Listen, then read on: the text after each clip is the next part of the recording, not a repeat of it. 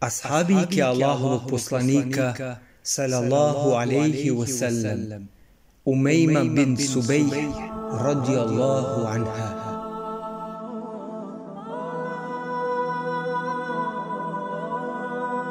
Predvodnik hafiza hadisa zvao se Ebu Hureyre ad-Dausi al-Jemani, ashab koji je prednjačio u poznavanju i prenošenju hadisa Muhammeda sallallahu alaihi wasallam.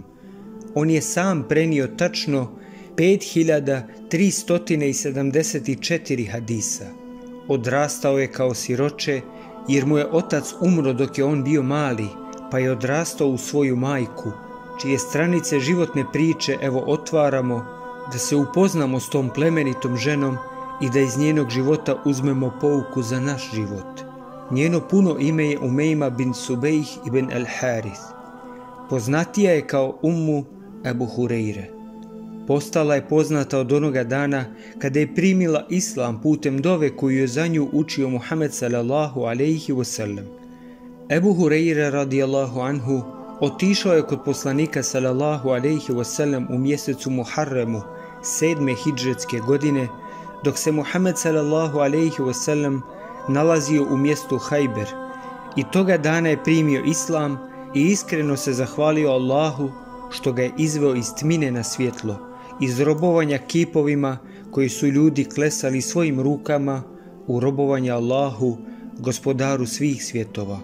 O tom velikom događaju koji je iz temelja promijenio njegov život, Ebu Hureyre priča: krenuo sam da posjetim Muhammeda sallallahu alaihi wasallam i toliko mi se odužilo to putovanje da sam sebi rekao: kako je duga ova noć, ali sjutra će svanuti dan koji će donijeti spas od nevjerstva.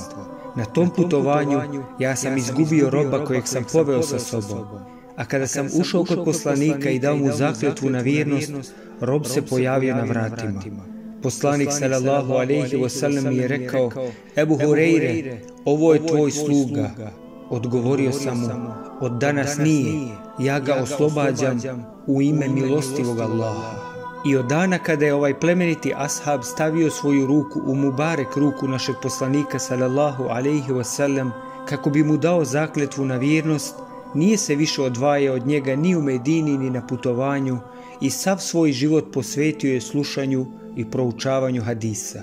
Međutim, nakon primanja islama, pred njim se pojavio krupan problem zbog kojeg je provodio besane noći razmišljajući kako da ga riješi. A taj problem bila je upravo njegova majka Umejma, jer je ona odbila da primi islam i da stane pod zastavu prvih i slavnih muslimanki toga doba.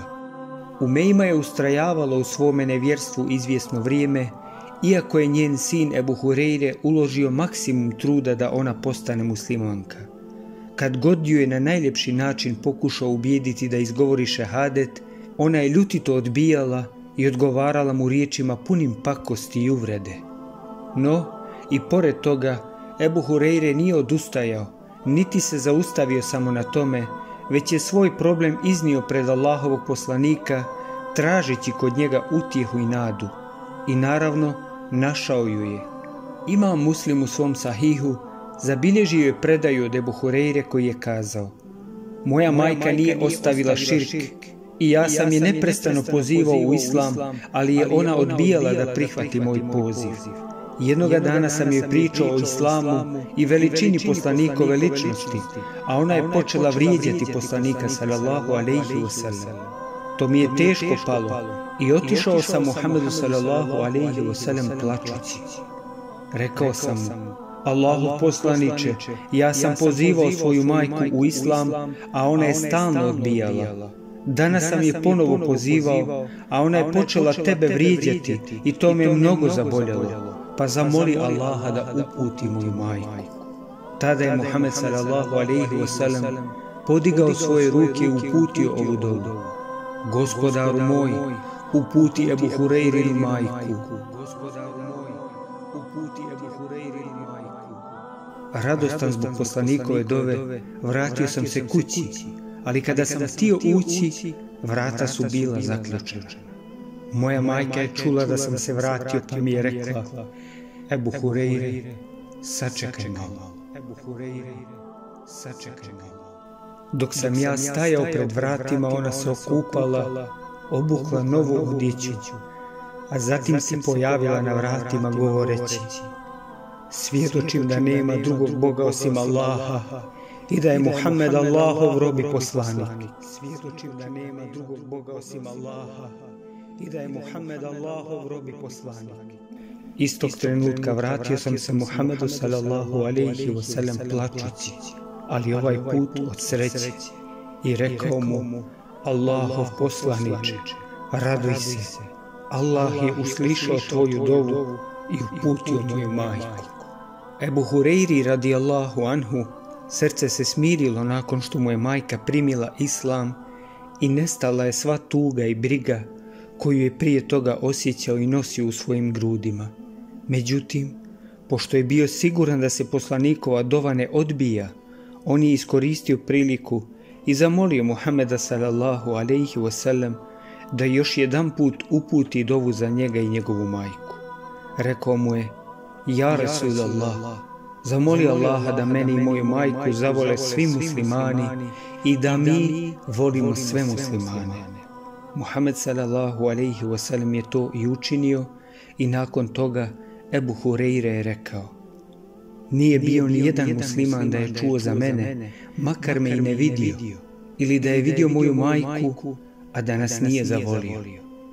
Ovaj hadis je jedan od dokaza poslanstva Muhammeda sallallahu alejhi ve sellem i on je potvrđen kroz cjelokupnu povijest Islama, jer je Ebu Hureyre radijallahu anhu uistinu omiljen kod svih iskrenih muslimana i Allah je uzdigao spomen na njega još na dunjaluku i učinio ga prenosiocem poslanikovih hadisa koje učeni ljudi i imami u mezđidima redovno citiraju na svojim hutbama, a uz te hadise najčešće se spominje ime Ebu Hureyre. Osim što je bio poznat po prenošenju hadisa, ovaj plemeniti ashab bio je poznat i po dobročinstvu prema svojoj majci. U tom smislu su i njegove riječi: Tako mi Allaha, da nije hadža, džihada i dobročinstva prema majci, poželio bi da umrem kao obični rob.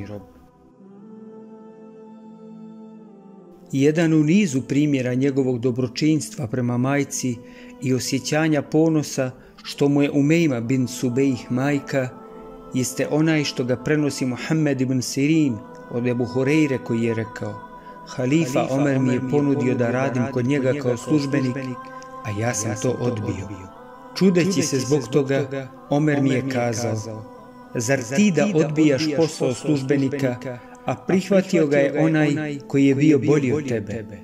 Upitao sam: A ko je on? Odgovorio je: Jusuf alejhi salam. Ja sam tada rekao: Jusuf, Allahov poslanik, sin poslanika i unuk poslanika, a ja sam Ebu Hureyre, sin Umejme bin Subejh, i bojim se 3 stvari i još 2 pored toga. Onda je halifa Omer upitao: A zašto jednostavno nisi rekao 5 stvari? Ja sam mu odgovorio: Bojim se da kažem nešto bez znanja, da sudim bez blagosti, da budem zbog toga kažnjen, da ostanem potpuno bez imetka i da mi čast bude napadnuta. Na polju dobročinstva i darežljivosti Umejma je bila nadaleko poznata žena i redovno je pripremala hranu za goste njenog sina, bez obzira koliko ih je bilo. U tom pogledu Humeid ibn Malik ibn Husein spominje predaju u kojoj stoji: Sjedio sam se Ebu Hureyrom u naselju Akik, kada mu je u goste došla skupina ljudi i on mi je rekao: Idi do moje majke i reci da je Selam i njen sin Ebu Hureyre i da pita može li spremiti hranu za nas i goste. Uradio sam kako mi je rekao, a njegova majka je odmah stavila 3 pogače u tepsiju, malo ulja i soli, i ja sam to donio pred goste. Kada je to vidio Ebu Hureyre, izgovorio je tekbir i rekao: Hvala Allahu koji nas je nahranio hljebom, nakon što od hrane dugo vremena nismo imali ništa osim hurmi i vode. Postoje predaje da je ova plemenita žena živjela jako dugo, čak u toku cijelog perioda vladavine pravovjernih halifa, ali se ne zna tačna godina njenog preseljenja na Ahiret, osim što je poznato da je umrla u Medini. Gospodaru naš, ti budi svjedok naše ljubavi prema Ebu Hureyri i njegovoj majci Umejmi i upiši to u naša dobra djela i nastani nas u džennetu zajedno sa njima i ostalim ashabima. Radijallahu anhum.